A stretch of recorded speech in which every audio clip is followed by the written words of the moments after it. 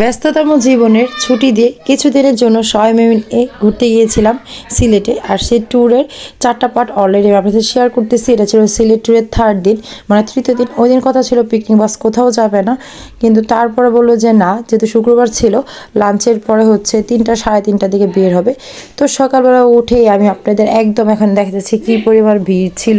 তো সকালে যেহেতু নাস্তা করার পালা, তো দিন আমি একটু ভিন্ন নাস্তা করেছিলাম, সেটা হচ্ছে চিকেন বিরিয়ানি।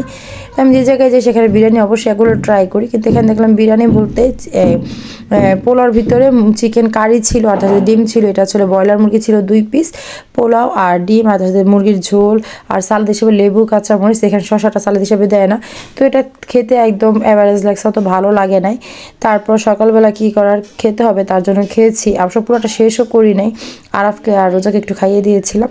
তো নাস্তা খাওয়ার পর সবাই মিলে ভাবলাম না, আজকে মাজারটা এখন তো রাতের বেলা দেখেছি, আর 2 দিন দিনের বেলা দেখতে পারি, তো আজকে একটু দিনের বেলা যাব।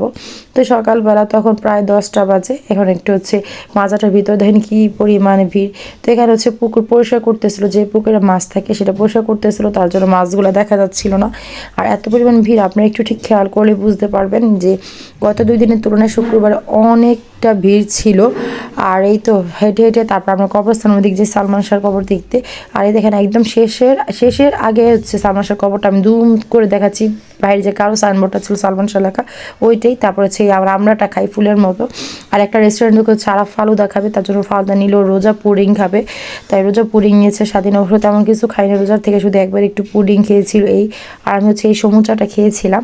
খাওয়ার পর এখন রুমে চলে আসছি। রুমে চলে আসার পরে হচ্ছে ফ্রেশ হয়ে দুপুরে লাঞ্চ করছি। আর ওই দিন দুপুর লাঞ্চ ছিল গরুর তেহারি। তো তেহারিটা খাওয়ার সময় আমার ফোনে একটু চার্জ ছিল না, চার্জ ছিল বিধায় আমি আর চার্জ দিইনি।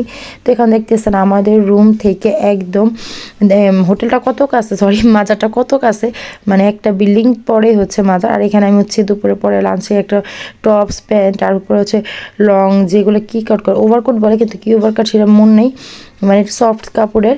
তারপর হিজাব পরে রেডি হয়ে নিচ্ছি। আর ওই দিন আমাদের বাসটা একদম ঈদগার ওইখানে ছিল, মানে এত ভিড় ছিল যদি আসতে পারতেছিল না। তো ওইখানে বাস ছাড়ার ওয়েট করতে করতে দেখছি বেলপুরি বিক্রি করতেছে। তো আমি এখান থেকে ট্রাই করার জন্য 2 পিস নিয়েছিলাম। দেখেন আমার সেগুলো বেলপুরি কম, পাপড়ি চাট বেশি মনে হয়েছে, এত পাতলা। তো মোটামুটি টেস্ট ছিল। তো ওই দিন হচ্ছে কোনো এরকম স্থানে যাবে না, জাস্ট 2টা মাজারে যাবে বলছিল। তাও আমি বই এত মাজার ভক্ত মানুষ না, তাও দেখার জায়গা অবশ্যই দেখবো, কেন দেখবো না কেন।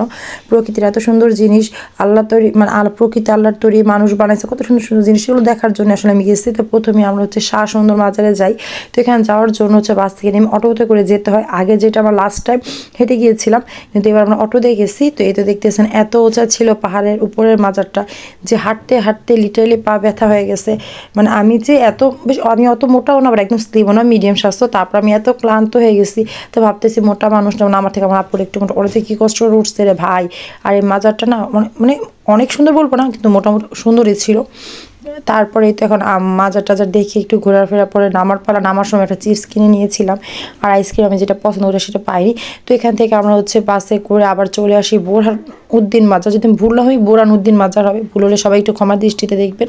তো এই মাজার ভিতরে আমি যাইনি, বাইরে থেকে শুধু একটু ভিডিও করছি, কারণ আমার যাওয়ার আর আগ্রহ জাগে না কেন জানি। তারপরে এখান থেকে ক্ষুধা লাগছে দেখে আমি এই যে দেখেন ঝালমুড়ি, এখান থেকে আমরা লিটারালি 10 টাকা করে ঝালমুড়ি বিক্রি করে প্যাকেট। এখানে আমরা লিটারালি 200-র উপর টাকা সবাই মিলে ঝালমুড়ি খেয়েছিলাম। তারপরে এই তো চানাচুর, চিপস, কোক এগুলা খাই। তার সাথে আবার হচ্ছে আচারটা নিয়েছিলাম একদম ফাউল। এই মাজার সামনে যদি কেউ যেও থাকেন আর ভিডিওটা দেখে থাকেন, যে মাজার সামনে থেকে কখনো আচার খাবেন না। তারপরে তো বাসে উঠছি, আর রোজ হচ্ছে ডংডং চিপস নিয়েছিল, ওর থেকে আমি একটু ডংডং চিপস খাই।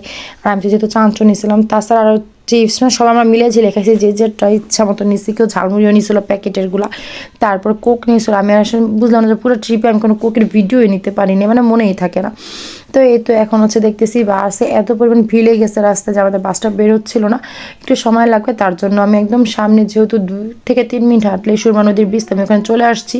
আর ওইখানে এসে প্রথম আমি একটা দেখতেছি, একটা স্টল ছিল খাবারের, শুধু একটাই।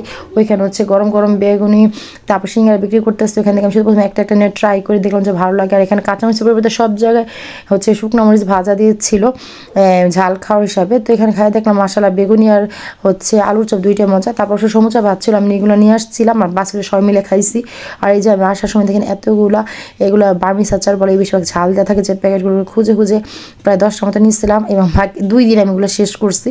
এতে এখন মাজার থেকে আসা হচ্ছে হোটেলে ফেরার পর এখন প্রায় রাত 10টার মতো বাজে।